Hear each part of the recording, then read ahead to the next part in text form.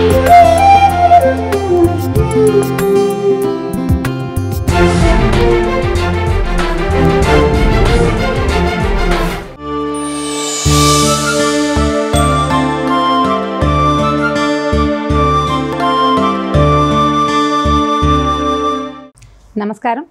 సన్మార్గం కార్యక్రమానికి స్వాగతం. భారతీయ సనాతన సంప్రదాయం నిద్ర లేవగానే ప్రార్థనని ప్రోత్సహిస్తుంది. ఇంచుమించు మన తెలుగు రాష్ట్రాలన్ని చోట్ల కూడా ఉదయం లేవగానే భూమి మీద కాలు పెట్టేటప్పుడే అరచేతిలో శ్రీరామ రాసుకోవటము, ఆ రాసుకున్న శ్రీరామని కళ్ళకు అద్దుకోవటం ఒక పద్ధతి. అక్కడి నుంచి శ్లోకాలు చెప్పుకుంటాం. కరాగ్రే వసతే లక్ష్మి, కరమధ్యే సరస్వతి, కరమూలేతు గోవింద, ప్రభాతే కరదర్శనం. అంటే కరాగ్రములలో వేలి కొసల్లో లక్ష్మీదేవి ఉంటుంది, కరమధ్యంలో సరస్వతీదేవి ఉంటుంది, కరమూలంలో గోవిందుడు అంటే విష్ణుమూర్తి ఉంటాడు. ప్రభాత కరదర్శనం, తెల్లవారు లేవంగానే మన అరిచేతులు మనమే చూసుకుంటే మంచిది. ఈ రెండు అరిచేతుల్లోనూ ఒకసారి మొహం చూసుకోవటం, ఈ రెండు చేతులతోటి మొహాన్ని అద్దుకోవటం అనేది పురాతన సాంప్రదాయాల్లో పాతకాలపు పద్ధతిగానే మనకి కనిపిస్తుంది. అయితే మనం క్రమంగా అది మానేసిన, కొన్ని ప్రాంతాల్లో ఆచరిస్తున్న ఓల్డ్ స్కూల్ మెథడ్ లాగా పాతకాలపు పద్ధతిగా కనిపించినప్పటికీ ఇది మంచి అలవాటు. దీన్ని సైన్స్లో ఒక ప్రత్యేకమైన మాట చెప్తారు.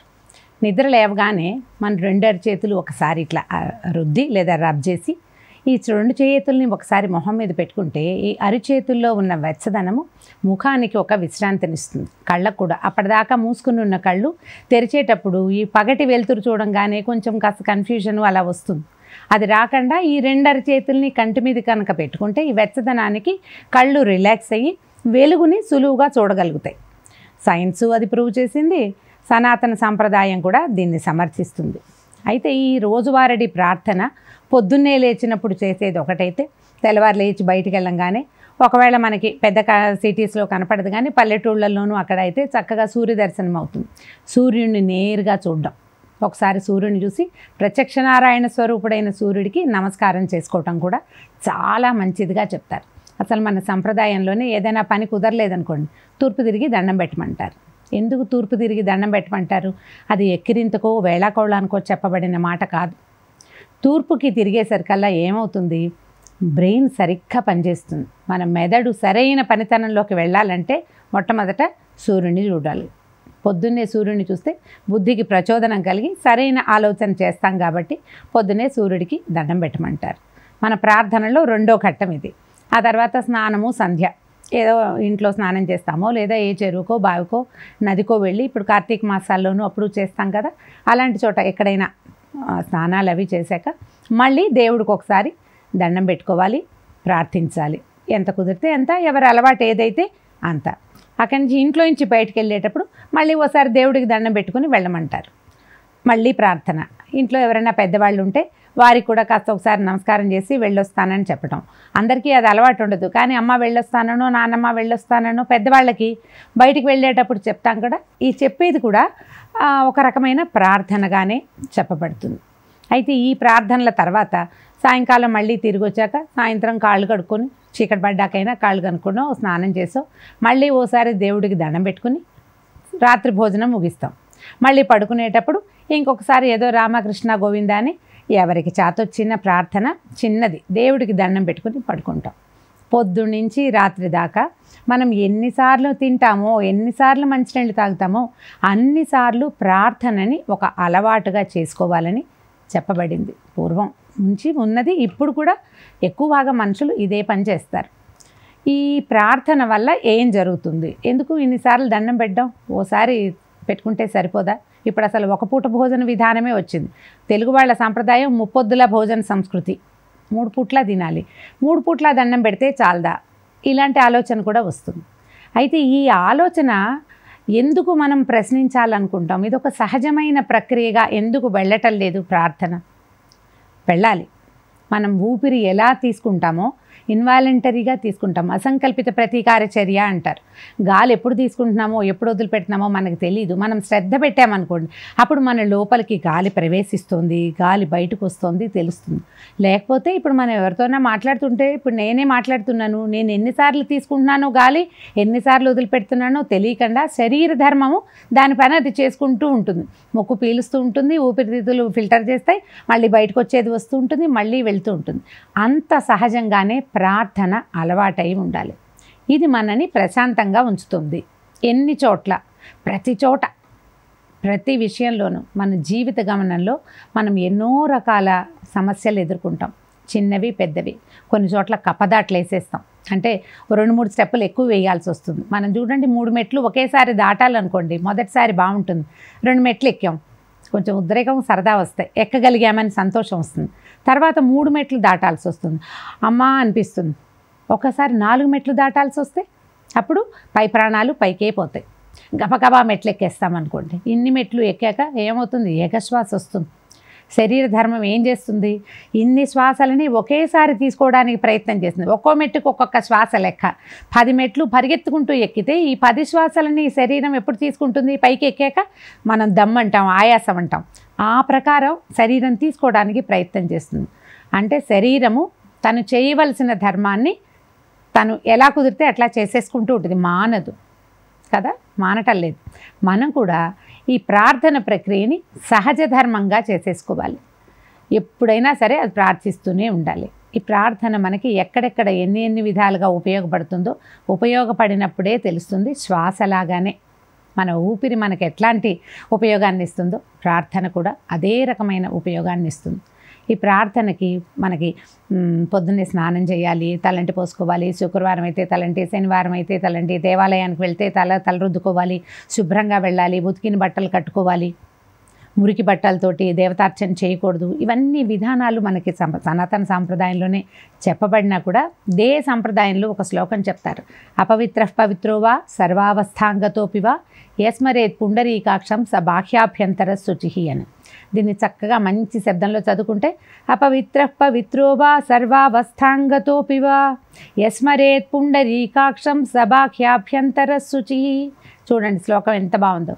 అపవిత్ర పవిత్రోవా, పవిత్రుడైనా అపవిత్రుడైనా, అంటే శుభ్రంగా ఉన్నా లేకపోయినా, ఏదైనా వెళ్ళకూడని చోటకి వెళ్ళినా, చేయకూడని పనులు చేసినా, తినకూడనిది తిన్నప్పటికీ కూడా సర్వావస్థాంగతోపివా, అతడు ఏ అవస్థలోనూ ఉన్నప్పటికీ, అంటే ఏదైనా భోజనం చేసి చేయి కడుక్కోకపోయినా, ఏదైనా తిని చేతులు కడుక్కోకపోయినా, నోరు పొక్కిలించకపోయినా, కొంచెం అవతలకు వెళ్ళొచ్చి కాళ్ళు కడుక్కోకపోయినా కూడా యహా స్మరేత్, ఎవడైతే స్మరిస్తాడో ఎవరిని, పుండరీకాక్షుణ్ణి, సహా అతడు బాహ్యాభ్యంతర శుచి, బాహ్యము అభ్యంతరంలోను, అంటే బయట లోపల కూడా అతను శుచిగా ఉన్నట్లే.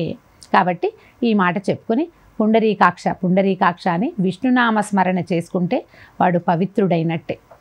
అంటే మిమ్మల్ని పవిత్రం చేసే క్రియ కూడా ప్రార్థన చేసేస్తుంది.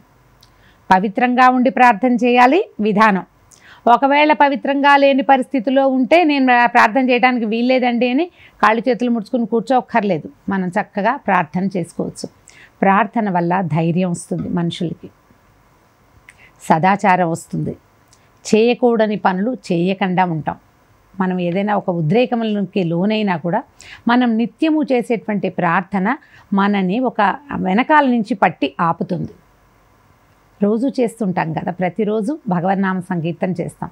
ఈ సంకీర్తన వల్ల ఏమవుతుంది, అక్షరాలలో ఉన్నటువంటి లేదా భగవన్నామంలో ఉన్నటువంటి వైబ్రేషను, ఎనర్జీ మనని చెడు పనుల వైపుకి వెళ్ళనివ్వకుండా ఉంచుతుంది. అందుకని కలవు నామ సంకీర్తనం అన్నారు. మనమున్న ఈ కలియుగంలో తప్పకుండా ప్రతి వాళ్ళు నామ సంకీర్తనే చేసుకోవాలి. మీకు ఏ దైవం ఆసక్తిగా ఉంటే ఆ దైవాన్ని మనం ప్రార్థించుకోవచ్చు. ఎంత చిన్న నామం అయినా సరే, రామ అనుకోవచ్చు, కృష్ణ అనుకోవచ్చు, ఏదైనా ఒక శ్లోకం అలవాటు ఉంటే అది చేయొచ్చు, ఒక ప్రేయర్ అలవాటు ఉంటే అది చేసుకోవచ్చు. ఎవరికి ఏ విధమైన అలవాటు ఉంటే అది తప్పకుండా దాన్ని వదిలిపెట్టకుండా చేసేసుకోవాలి. ఈ ప్రార్థన మనుషులకి లోపల నుంచి ఒక బుద్ధిని కలగజేస్తుంది. మానవులకి సహజమైనవి ఏంటంటే లోపల కొన్ని శత్రువులు ఉంటాయి, 6 శత్రువులు అని చెప్తారు. వీటిని అరిషడ్వర్గం అంటారు. కామ, క్రోధ, లోభ, మోహ, మద, మాత్సర్యాలు. కామము, క్రోధము, లోభము, మోహము, మదము, మాత్సర్యము.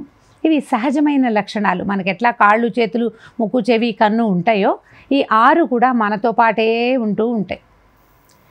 ఈ ప్రార్థన వల్ల ఏమవుతుందంటే ఈ లోపల ఉండే శత్రువులు పూర్తిగా మనని ఆక్రమించకుండా ఒక పక్కన ఉంటాయి. మన శరీరంలో రకరకాల క్రిములు కీటకాలు ఉంటూనే ఉంటాయి. అందరికీ కూడా లోపల వైరస్ నడుస్తూనే ఉంటుంది. రకరకాలు అంటే యాసిడ్స్ లాంటివి నడుస్తూ ఉంటాయి శరీరం లోపల. అలాగే ఈ 6 శత్రువులు కూడా లోపల ఉన్నా కూడా ప్రార్థన వల్ల అవి కంట్రోల్లో ఉంటాయి. మనకు ఆకలిస్తుంది, లోపల మంట ఉన్నట్టే కదా ఆకలిస్తుందంటే. ఈ మంటని మనం ఏం చేస్తాం, ఆహారంతో పడుకోబెడతాం, ఆపుతూ ఉంటాం ఎప్పటికప్పుడు. అలాగే ప్రార్థన ఏం చేస్తుందంటే ఈ 6 శత్రువులని వాటి గుణాల్లోకి మనం వెళ్ళిపోకుండా ఉండేలాగా వాటిని అణిచి ఉంచుతుంది. ఈ అణిచి ఉంచటం వల్ల మానవత్వం అనే ఉన్నతమైన లక్షణం మాత్రం పైకెళ్తుంది. ఆ మానవత్వం వల్ల ఏంటి, మనం ఇతరులకు సహాయం చేస్తాము, మన పని మనం సజావుగా చేసుకుంటాము, దైవనామ స్మరణ చేసుకుంటాము, ఏం చేయాలో అది చేస్తాము, చేయకూడని ఏ పని చేయము.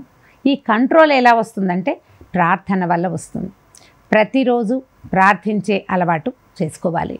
దీనికి మళ్ళీ గుడికి వెళ్ళాలా, గోపురానికి వెళ్ళాలా, అక్కడెక్కడికో వెళ్ళాలా, ఎన్ని కలశాలు పెట్టాలి, ఎన్ని రకాల పూజా విధానాలు పాటించాలి, అదేదో ఖచ్చితంగా ఉండవలసిందేనన్న ఆలోచన అసలు చేయనే అక్కర్లేదు. మనం ముందే చెప్పుకున్నాం, పుండరీకాక్ష అనుకుంటే చాలు, మనం ఎక్కడుంటే అక్కడ మన ప్రార్థన మనం చేసుకోవచ్చు. మనం కూర్చుని నోట్లో ప్రార్థన చేసుకోవడానికి ఏముంది, ఇప్పుడు అన్నం తినాలంటే కంచం కావాలి, అన్నం కావాలి, పప్పు కూర పులుసు ఏవో ఒక 2-3 పదార్థాలు కావాలి. ప్రార్థనకి ఏం అక్కర్లే, బుద్ధి అనేది ఒక్కటి ఉంటే చాలు. ప్రార్థించవాలనన్న బుద్ధి ఉంటే చాలు. దీన్ని అలవర్చుకోవాలి. అయితే మొదట్లో ఎలా ఉంటుందంటేనండి, పూజ అనగానే మనకి షోడశోపచారాలు చేయాలి, తర్వాత దేవుడు, ఓ విగ్రహము, ఒక స్వరూపము, ఒక చోట ప్రాంతము, అక్కడ అది శుభ్రంగా ఉండాలి, ఆవు పేడతో అలకాలి, పంచపల్లవాలు తేవాలి, ఎన్నున్నాయి. ఈ విషయాలన్నీ చేసేసరికల్లా మన శ్రద్ధ అంతా విషయాల మీదకి వెళ్ళిపోయి ప్రార్థన మీద తగ్గిపోతుంది. పూజకి చాలా విషయాలు కావాలి, ప్రార్థనకి అన్ని విషయాలు అక్కర్లేదు, మనం ఒక్కటి ఉంటే చాలు, కేవలం ప్రార్థించాలన్న బుద్ధి ఉంటే చాలు. ఇది అలవర్చుకోవాలి. ఇది పెద్దవాళ్ళకి ఉంటే సహజంగానే ఇంట్లో పిల్లలకు కూడా అలవాటు అవుతుంది. చిన్న నామ సంకీర్తన రోజువారీ చేయటం, నేవగానే ఒక 2 వాక్యాలు, ఒక శ్లోకం ఏదైనా చెప్పటం. స్నానం చేయగానే దేవుడి గది దగ్గరకు వచ్చి ఒకసారి నిలబడి ఇక్కడ దండం పెట్టుకో, దేవుడి గది లేదు, వాకిట్లో తులసి చెట్టు ఉంది, అక్కడ దండం పెట్టుకో, అది కూడా లేదు. స్నానం చేయగానే సూర్యుడికి ఎదురుగుండా నిలబడి, తూర్పు దిక్కు అందరిళ్ళకి ఉంటుంది కదా, ఎక్కడ తూర్పు, ఏ వైపు తూర్పు ఉందో ఆ వైపుకి తిరిగి ఒక నమస్కారం చేసుకోవటం, ఒక చిన్న ప్రార్థన ఏదైనా ప్రాక్టీస్గా ప్రతిరోజు చేస్తే ఈ నియమం మనని కాపాడుతుంది. నియమం చాలా అవసరమండి. ఎంత చిన్న నియమమైనా మనం అలవర్చుకుంటే ఎంత బాగుంటుందో. చిన్న కథ చెప్పుకుందాం చూడండి. పూర్వం ఒక ఊరికి ఒక గురువుగారు వచ్చారు. ఊళ్ళో వాళ్ళందరూ గురువుగారిని చూస్తున్నారు. ఆ ఊళ్ళో ఒక తవ్వుకోలు పని చేసే ఒక అతను ఉన్నాడు. అంటే కేవలం ఎవరైనా మొక్కల గొప్పులు తవ్వు, ఏదైనా కాలవలు తవ్వి పెట్టుంటే ఆ పని చేయటం వచ్చు అతనికి. అతన్ని భార్య ప్రోత్సహించింది, నువ్వు కూడా వెళ్ళి గురువుగారి దగ్గర ఏదైనా ఒక మంచి మాట చెప్పించుకోవని. అయితే గురువుగారి దగ్గరికి పరిగెత్తుకుంటూ వెళ్ళాడు. వెళ్ళేసరికల్లా ఆయన అన్నాడు, నాయన బొట్టు చూసి అన్నం తిను అని చెప్పాడు. అంటే రోజు ఎవరైనా బొట్టు పెట్టుకున్న వాళ్ళని చూసి అన్నం తినమన్నాడు. రోజు మధ్యాహ్నం అతను ఎక్కడ పని చేస్తుంటే అక్కడికి భార్య బుట్టలో అన్నం పెట్టి పట్టుకొచ్చేదట. అయితే ఆవిడ బొట్టు పెట్టుకుని వచ్చేది. ఆమె బొట్టు చూసి ఈయన అన్నం తినేవాడు. నడిచింది కొన్ని రోజులు. అయితే ఒకనాడు ఏమైంది, కొంచెం గాలి వాన వచ్చి ఈవిడ నడిచి వస్తూ ఉంటే వానబడి మొహం మీద బొట్టు కాస్త చెరిగిపోయింది. కుంకుమ బొట్టు కారిపోతుంది కదా. ఈయన భోజనాన్ని కూర్చున్నాడు. భార్య ముఖం చూస్తే మొహాన్ని బొట్టు లేదు. అదేమే బొట్టు లేకుండా వచ్చావు అన్నాడు. వానబడి చెదిరిపోయింది అయ్యా, అయ్యో బొట్టు లేదా, నువ్వు పర్వాలేదులే, నీకు కనపడ్డా కదా, నువ్వు అన్నం తినేయి అని. ఆయన ఒప్పుకోలే. కాదు బొట్టు చూసి తినమన్నాడు గురువుగారు, నేను చూసి వస్తానని పరిగెత్తుకుంటూ అటు ఇటు చూశాడు ఎవరున్నారా అని. పరిగెత్తుకు వెళ్ళాడు. వెళ్తే ఈయనకి కొంచెం అవతల ఉన్న పొలంలో ఒక ఆయన పని చేసుకుంటున్నాడు, ఆ రామన్న. ఆయనకి రోజువారీ బొట్టు పెట్టుకుని వెళ్ళబట్టు. భార్య వెనక నుంచే కేకేసింది, అవతల పొలంలోకి వెళ్ళు, రామన్న బొట్టు పెట్టుకుంటాడు, అతన్ని చూద్దు కానీ చూసి వచ్చి అన్నం తినమని. సరిగ్గా రామన్న దగ్గరికి వెళ్ళేసరికల్లా అతనికి పొలంలో ఏదో తవ్వుతున్నాడు. ఓ ఇంత మట్టి ముంత ఆయనకి దొరికింది. అందులో ఏమున్నాయి, కొంచెం బంగారు కాసులు ఉన్నాయి.